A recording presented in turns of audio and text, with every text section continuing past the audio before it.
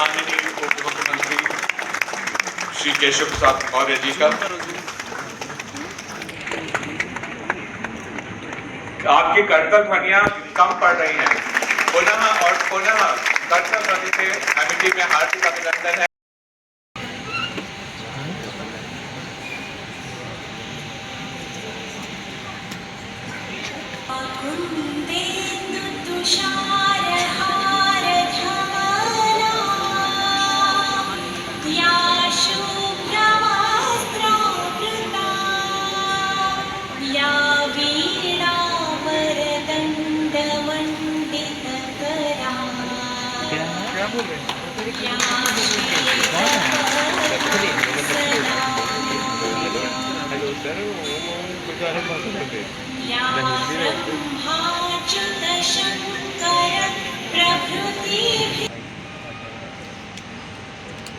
असतो मां सद्गमय तमसो मां ज्योतिर्गमय मृत्युर्मामृतंगमय। इस दीन की ज्योत हमें असत्य से सत्य की ओर, अंधकार से प्रकाश की ओर और प्रोफेसर अनिल वशिष्ठ कृपया कर्तव्य ध्वनि से आप सभी माननीय उप मुख्यमंत्री जी का स्वागत करें।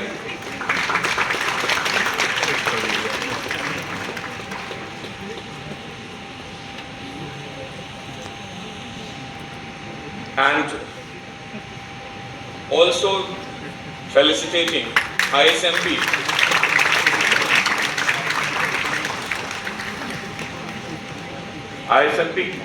की तरफ से doctor Pokhar Rawal secretary ISMP, doctor चहल माननीय उप मुख्यमंत्री जी का विशेष सम्मान करते हुए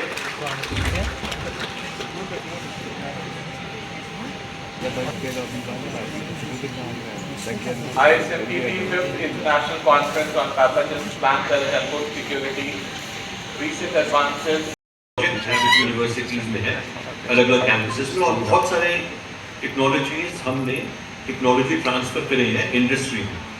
तो ये जो कॉन्फ्रेंस है बड़ी इंपॉर्टेंट है और I congratulate doctor Mahatma, the president of ISMP। We are grateful for your collaboration. से हमारा मार्गदर्शन करेंगे। रिकॉर्ड करना बेहतर है।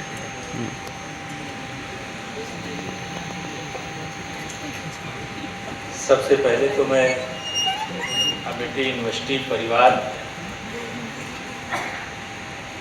और जो इस कार्यक्रम के साथ जुड़े हुए कई संस्थाओं के नाम हैं, मैं सबके नाम नहीं ले रहा हूँ, उन सभी का धन्यवाद करता हूँ कि उन्होंने इस प्रकार के आयोजन की परिकल्पना किया, जिसके आधार पर भारत का वर्तमान भी और भारत का भविष्य भी, उत्तर प्रदेश का वर्तमान भी और उत्तर प्रदेश का भविष्य भी मजबूती से आगे बढ़ सकता है। और आज की इस कार्यक्रम में हमारे साथ मंच में प्रोफेसर डॉक्टर शालिनी सिंह बिसेन जी, जो ऑर्गेनाइजिंग सेक्रेटरी के रूप में, डायरेक्टर के रूप में जिम्मेदारी निर्वाह कर रही हैं। हमारे लखनऊ अमेठी यूनिवर्सिटी के vice chancellor professor doctor Anil Vashishtha ji, हमारे प्रोफेसर डॉक्टर पोखर रावल जी, जो secretary ISMP Rajasthan college of agriculture से यहाँ पर पधारे हैं। मैं उत्तर प्रदेश में आपका, जिन्होंने अलग अलग क्षेत्र में अब तक कीर्तिमान स्थापित किए हैं, मैं उनका सबका अभिनंदन करता हूँ और आप और अच्छे तरीके से सफल हों, मैं इसकी आप सबको बधाई भी देता हूँ। आज मुझे आप सबके बीच में जब आने के लिए कहा गया तो चूँकि विषय ऐसा है, मेरा बैकग्राउंड गांव से जुड़ा हुआ है। मैं एक किसान परिवार में पैदा हुआ और मैं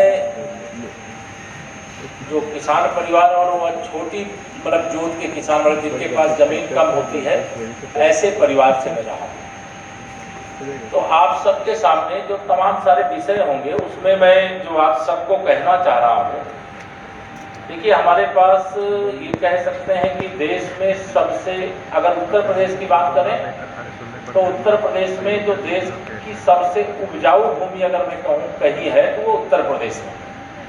अगर विश्व पटल पर हम ध्यान दें तो भारत हमारा कृषि प्रधान देश है। हमारे पास जो धरती है वह अनेक प्रकार की उपज देने में सामर्थ्य है। अब उसके लिए रिसर्च आपको करना है। जो समस्या आती है कि किसी के पास जमीन तो उपलब्ध है लेकिन बहुत जगह सिंचाई के साधन नहीं है, कहीं जमीन भी है, सिंचाई के साधन भी हैं और किसान अच्छी पैदावार भी कर रहा है। और उस पैदावार के बाद जो उसने चाहे वो हरी सब्जियों का उत्पादन करे, चाहे अन्न का उत्पादन करे, तो उसके भंडारण का, उसकी कोल्ड चेन का देश की जरूरत है, दुनिया की जरूरत है। हमारा किसान उत्पादन भी कर रहा है लेकिन उसकी बहुत बड़ी मात्रा में, आप सब रिसर्च करते हैं, आप सबके इस विषय ध्यान में भी होगा कि बहुत बड़ी मात्रा खेतों में ही फसल बर्बाद हो जाती है।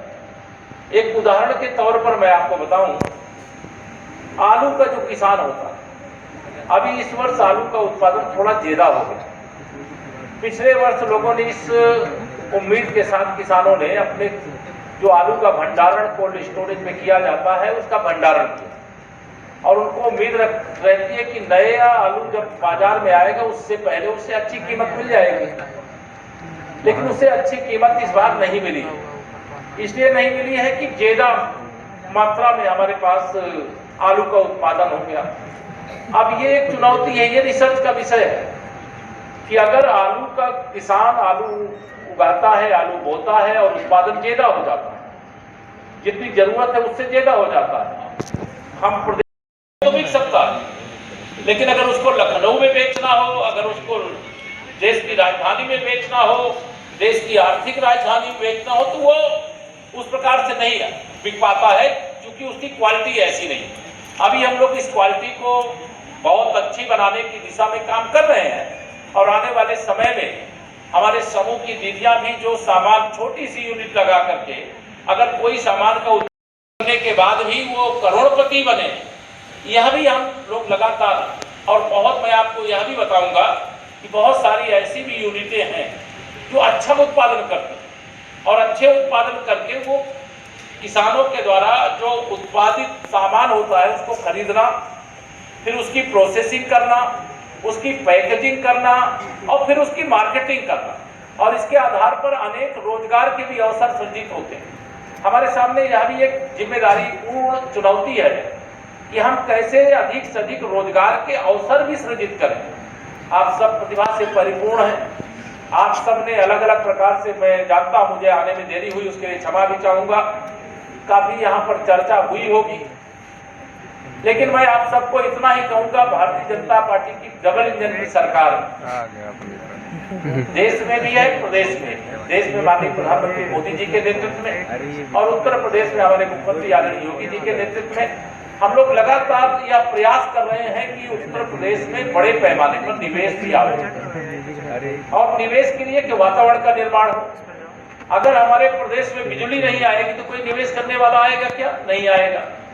अगर हमारे यहाँ कानून व्यवस्था चुस्त दुरुस्त नहीं होगी, अगर कोई पैसा हमारे प्रदेश में लगावे, उसका पैसा और वह स्वयं भी सुरक्षित नहीं रहेगा तो हमारे यहाँ नहीं आएगा। तो मुझे यह बताते हुए आप सबको हर्ष है कि उत्तर प्रदेश में चाहे सड़क मार्ग हो, चाहे रेल मार्ग हो, चाहे हवाई मार्ग हो, सभी क्षेत्रों में हम लोगों ने देश के अंदर अगर तुलनात्मक दृष्टि से, जो उत्तर प्रदेश पहले बहुत पीछे रहता था, देश की तुलना में जब आप उसका विश्लेषण करेंगे तो आपको ध्यान में आएगा कि आज उत्तर प्रदेश बहुत आगे निकल चुका है और लगातार हम लोग आगे बढ़ने का काम भी कर रहे हैं।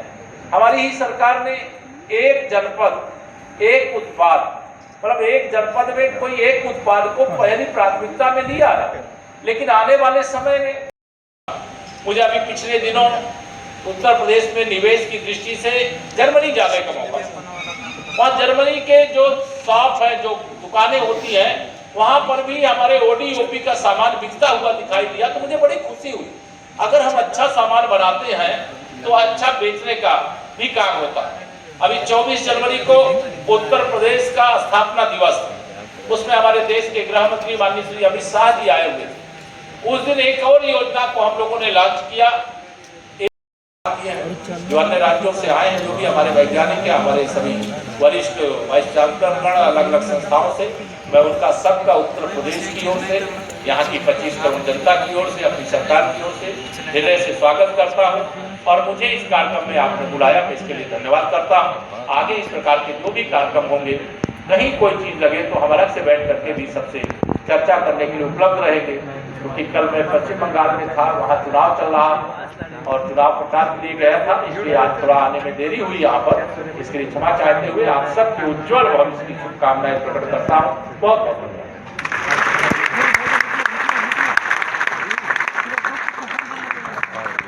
जाने नहीं देंगे बाहर, हम लोग मिलेगा भी नहीं मेस में अरे खाना। बिहार जिंदाबाद। अरे